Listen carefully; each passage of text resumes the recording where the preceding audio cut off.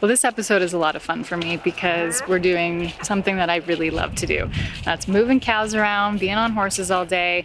It's something that is really enjoyable when you're working on Heartland, is that you get to be able to be out here in the most beautiful locations with great people and animals, which I really can't think of anything better.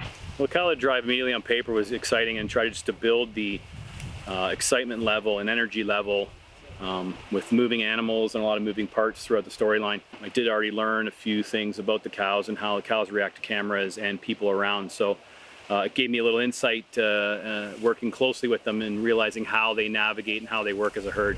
So I've already learned a ton just in a half day, and I'll probably bring these experiences on for the rest of my career for sure.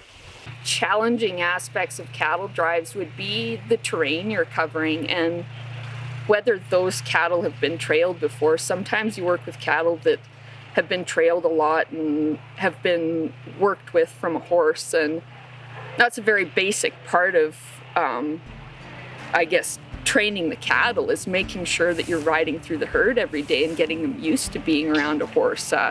If they're not, they can scatter and get themselves into tough situations. So your terrain, whether you're crossing a river, how high, how fast that water's flowing, those would be tricky situations. There's been lots of times that we've chased cattle out of the hills and moved them back and stuff, so it's pretty much a normal deal.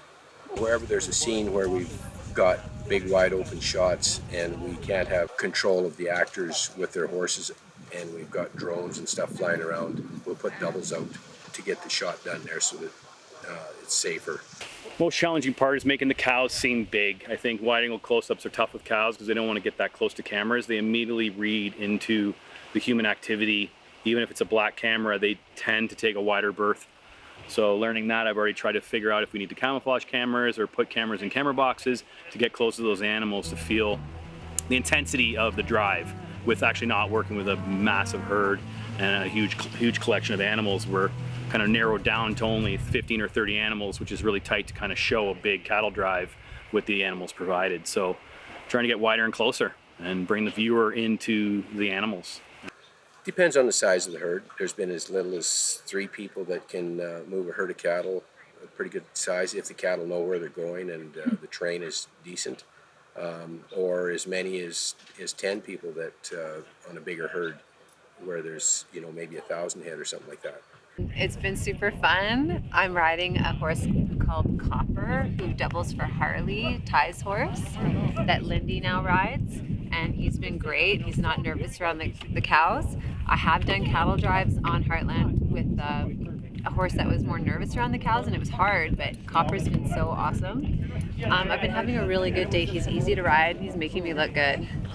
I've always loved acting on horseback. It makes it so much easier to get into your body and to get into your character when you're distracted with the horse and like feeling the horse, so that you can't think too much and you get out of your head. I love it.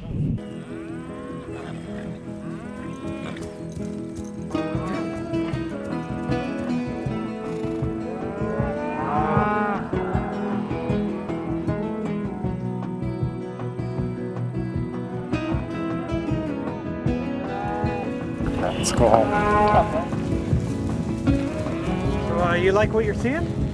This whole thing is a photographer's dream shoot. All right, you two, stay focused on moving this herd at a decent pace. It's an important job. I need you on your game. Yeah, of course. Yeah.